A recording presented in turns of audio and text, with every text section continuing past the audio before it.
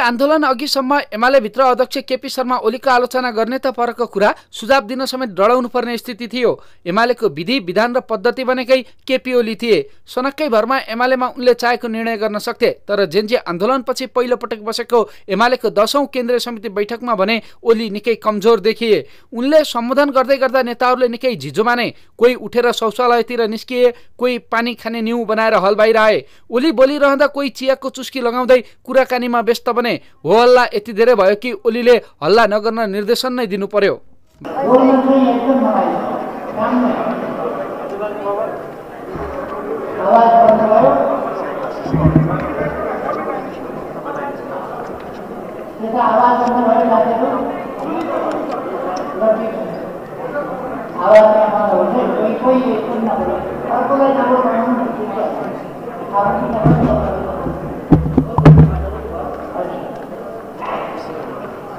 ओलीले सम्बोधन गरे लगत्तै राजनीतिक प्रतिवेदन पेश गरे। पार्टीभित्र उठेको पुनर्गठनका आवाजलाई दबाउन उनले प्रतिवेदनमा मङ्सिर 27, 28 र 29 गते पोखरामा पार्टीको 10औं महाधिवेशन गर्ने प्रस्ताव पेश गरे।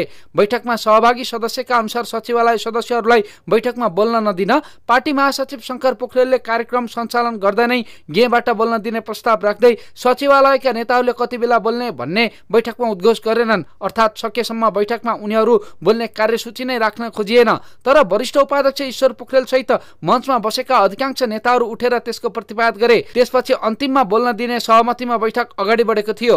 पार्टीभित्र कमजोर बन्दै गएका ओलीलाई बलियो देखाउन उनी पक्षका नेताहरूले कुनै कसर बाँकी राखेका छैनन्। तर पनि अहिले ओली कमजोर बन्दै गइरहेको र नेतृत्व छान्नुपर्ने दबावमा परिरहेको विश्लेषण पार्टीभित्रबाटै भइरहेको छ। जेन्जी आन्दोलनका बेला मुख्य मागका रूपमा रहेको भ्रष्टाचारको अन्त्य, सुशासन, स्थायित्व र नेतृत्व परिवर्तनको मुद्दा मध्ये अध्यक्ष ओलीले नेतृत्व परिवर्तनको मुद्दालाई छल्दै ध्यान अन्यत्रै मोड्न खोजिरहेका छन्। तर पार्टीभित्र अधिकांश नेताहरूले भने नेतृत्व परिवर्तनको मुद्दा उठाइरहेको देखिन्छ।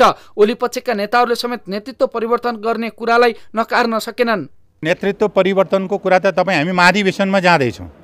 यो जेन्जीको एजेन्डा भएन, यो पार्टीको हाम्रो आन्तरिक एजेन्डा भयो। हाम्रा पार्टी सदस्यले कसलाई नेतृत्वमा बस्न अनुमति दिन्छन्, कसलाई चाहिँ नेतृत्वमा लिएर आउँछन् भनेको त राष्ट्रिय महाधिवेशनको त सर्वोच्चताको कुरा हो। त्यहाँ आउने प्रतिनिधिहरूको आफ्नो विषय हो। सडकबाट यसमा फैसला हुँदैन। त्यसो हुनाले हिजो कङ्ग्रेसले पनि त सडकबाट फैसला गरेन नि। र हामी नेतृत्व परिवर्तन नै त होला नि त। महाधिवेशन छिटै तोक्ने कुरामा चाहिँ तपाईँहरू हुन्छ र भन्नुहुन्छ। त्यही महाधिवेशनमा छलफल गर्छ नि त नेतृत्व परिवर्तन कि नेतृत्व उयो हो भन्ने कुरा त। नेतृत्वको बारेमा छलफल गर्दै नै महाधिवेशन भएको हुनाले अब 2 महिनाभित्र अर्को नेतृत्वको ल्याउन साथै एमालेको सिङजुरो अर्को उम्रिहाल्छ भन्ने चाहिँ हामी ठान्दैनौँ। छिटोभन्दा छिटो पार्टीको महाधिवेशन गरौँ